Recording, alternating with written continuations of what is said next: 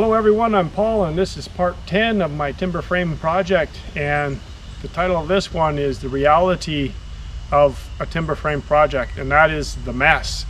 I'll just walk you through a little bit, and keep in mind that I've cleaned up a lot as I was going along to do this project. So we'll just take a look here and see different things that have to be dealt with. You can see here I've got some bark that I peeled off the logs, and I have the logs there beside that I had the logs on top of when I stacked my logs. And you can see down as we keep going down this way,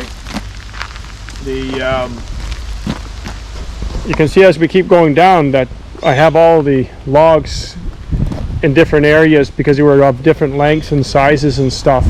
So there's sawdust, there's logs, there's a you can see here some of the offcuts of the mill.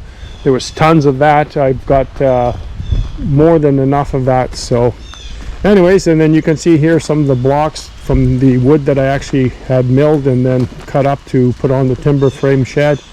And then here we've got some more of the offcuts that are cut into blocks. And you can see here we've got a bunch of pieces, slabs or offcuts again that need to be still cut up. And then we still have a pile of logs here that were not used for the project but were here. And then you can see there were some logs in here and a big mess of sawdust and bark and everything else, all the small little logs that were not used. So there's another pile here, and in behind there you can see the small little round ones. Some of those shorter logs were used for to make stickers for the stacking the wood. And you can see here by the mill, and there's a ton of bark and more than enough sawdust. And then just over there you can see some wood still stacked up and for drying. And over here we got some pieces that are cut up all over the ground that need to be stacked, pieces of that have to be tossed out, burnt, or whatever we can do, shred them up. And then there's a bunch of boards here that are not going to be used quite yet, and then some of them that you can see here that are scrap, only pieces of them been used. And then over here you can see a lot more blocks for when I was cutting the boards to go up onto the boards in the batten. So the reality of all this, guys, is that it's a lot of mess to deal with. What you're seeing here is nothing. As I went along, there was trailer loads of bark and bucket loads for my tractor of sawdust, and there was lots of offcuts. I gave away a couple of trailer loads of offcuts.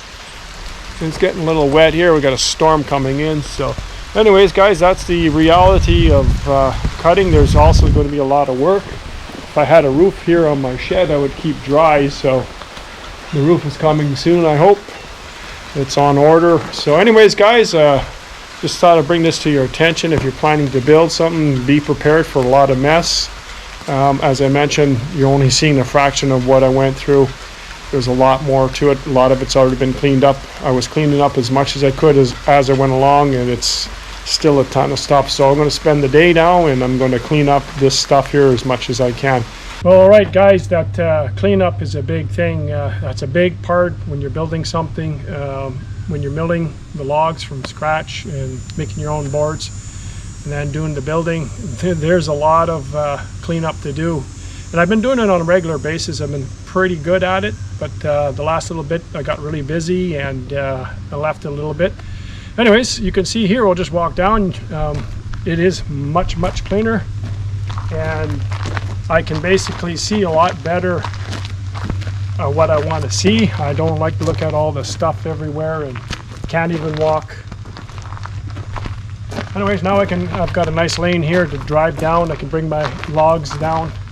It's a lot easier. I've leveled the ground a little bit as well. What happens with that sawdust everywhere, it just kind of have all the organics there, and it just starts to multiply the weeds as well. It's not good to have them on a gravel driveway, so I try to scrape as much of it away as I can. It's still a little bit rough, but I'll go over it a little bit more once again. It's pretty dry out right now, so I don't like to do it too much when it's really dry. I like it to get a little bit more wet after a rain or something like that. And to me, that's the best time to scrape it up nice and smooth. You can see here in the shed, it's all nice and clean. I scraped the bottom out, cleaned it.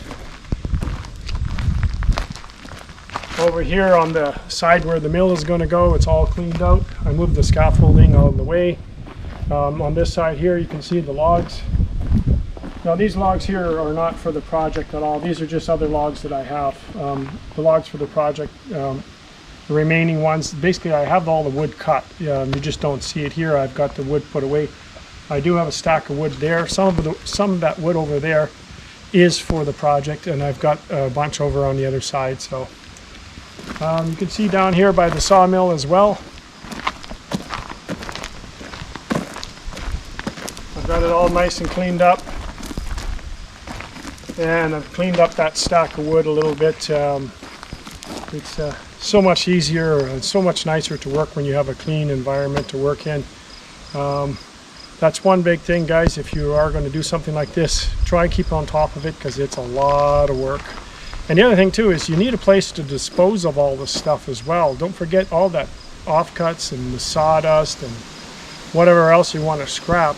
You have to have a place to do it, or a place to bring it. So keep that in mind if you're going to be doing some of that building. Anyways, guys, I hope you enjoyed this part of the project. And if you have, please give it a thumbs up. Once again, thanks for watching, and we'll see you next time on Jellin Outdoors.